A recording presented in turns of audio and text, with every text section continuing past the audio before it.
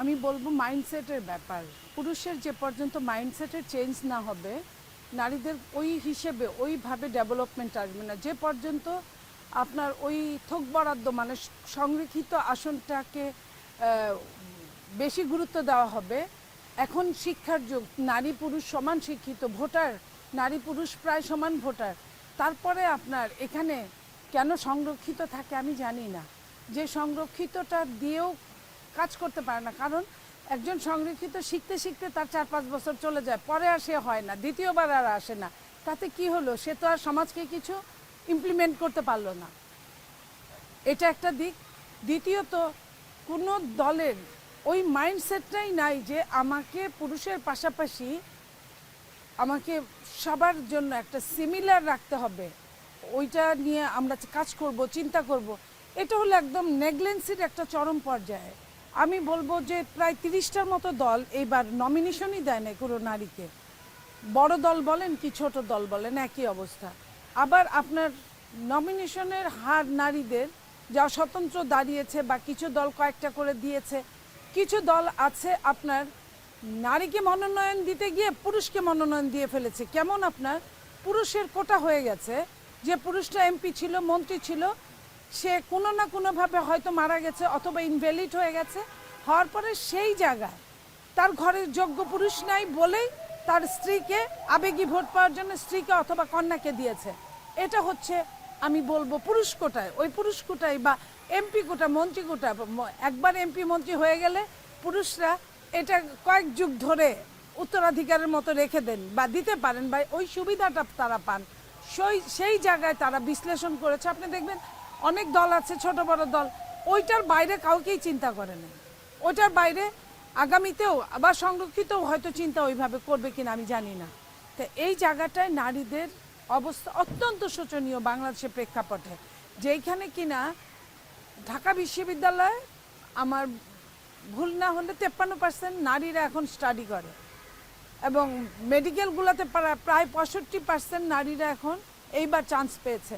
So সেই জায়গায় যেখানে আমি আমার মেধাকে খাটাতে পারছি, মেধা নিয়ে কাজ করতে পারছি, অথচ সেই মেধার আমি রাজনীতিতে ইমপ্লিমেন্ট করতে পারছি না।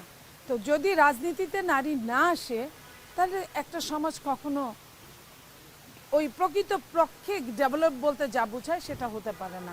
আপনি উন্নত দেশগুলোর দিকে তাকান, দেখেন, এবং কোনো কোনো মিডিল দেশগুলো কান্ট্রিতে দেখেন যেখানে নারীর আপনার মূল্যায়ন হয়েছে বা নারী অনেক নির্বাচিত হয়েছে, সেখানে কিন্তু রাতারাতি দৃশ্যপট পাল্টে গেছে, উন্নয়নের ছোঁয়া চরম পর্যায়ে পৌঁছেছে। সেই জায়গায় বাংলাদেশকে নিয়ে আমরা এই চিন্তাটাই করতে পারি না। আমাদের স্কেলটা যদি একবার একটুখানি উপরে উঠে তো তার পরের বাড়ি চরমভাবে নিচে নেমে যায়। আপনি যদি এই মানে আজ থেকে এইবারের থেকে আরও 7টা ইলেকশন আগে যান, এই 7টার যদি আপনি ধারাবাহিকতা দেখেন, তাহলে আপনি 2001 থেকেই যদি ধারাবাহিকতা দেখেন, এক এক সময় একে এক রকম, 8-এ আরেক রকম গিয়ে হয়েছে, 14-তে আরেক রকম হয়েছে, 18-তে আরেক রকম হয়েছে, 24-এ আরেক রকম হয়েছে, 26-এ আরও নিম্নগামী হয়েছে। তা এইভাবে আসলে নারীদেরকে ওইভাবে মূল্যায়ন করা যাবে না।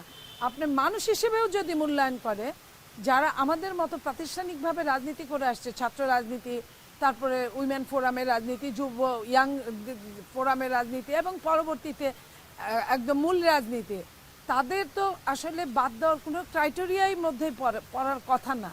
কিন্তু নারী হওয়ার কারণে শুধুমাত্র মানুষ হিসেবে চিন্তা করলে বাদ যেত না, কিন্তু যেহেতু নারী হিসেবে ওই একটা জায়গায় গিয়ে নারী হিসেবে চিন্তা করছে, তাই বাদ যাচ্ছে, আর কিছু। আমি বলবো যে যদি এই অবস্থায় চলে যেটা চলছে, তাহলে নারীরা যারা উঠে আসার কথা, যারা জুনিয়র এখন, তারা কিন্তু আশাহত হচ্ছে, তাদের একটা সময় খুঁজে পাওয়া যাবে না। লাইক এখনই ছাত্র রাজনীতিতে অনেক নারী ওইভাবে আপনার উৎসাহিত হয় না। আমরা তো 90 দশকে ছাত্র রাজনীতি করেছি। 90 দশকে যে ওই 90-এর আন্দোলনের জন্য যে নারীরা বের হয়েছিল, তার মধ্যে আমরা বিলীন প্রজাতির মতো কিছু কয়েকজন টিকে ছিলাম বা থাকার চেষ্টা করছি।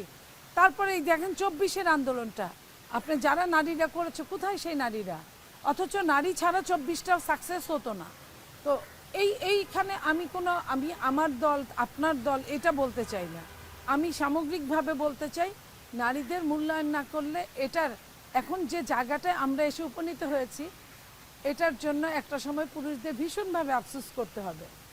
কারণ এই আফসোসটা এমন হবে যে রেডিক্যালি না তারা এত বেশি এগিয়ে যাবে একটা সময় যে তখন পুরুষরা আবার পুরুষদেরকে নেগলেন্সি না হয়।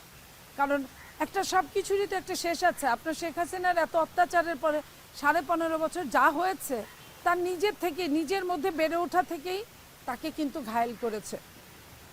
তো আমরাও এটা বলতে চাই যে নারীরা এখন শিক্ষিত, চাকরিজীবী, কর্মজীবী, আপনার স্মার্ট, এনার্জেটিক, বুদ্ধি প্রয়োগ করতে পারে। আপনার নাসা থেকে শুরু করে আপনি কোথায় নারী নাই আপনি দেখেন, কিন্তু নারীর কি ওইভাবে মূল্যায়ন হয়? একটা নারী, একটা পুরুষ যে কাজ করে সারাদিনে, আমি খুব নিচের লেভেলে বলি, 800 থেকে 1000 টাকা পায়।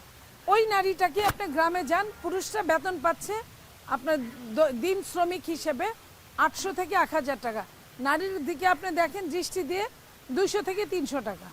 তো এই যে সব জায়গায় ঠকানোটা, এই ঠকানোটা যেদিন বন্ধ হবে, কমে যাবে, সেই দিন এই বাংলাদেশটা ঠিক জায়গায় পৌঁছতে পারবে।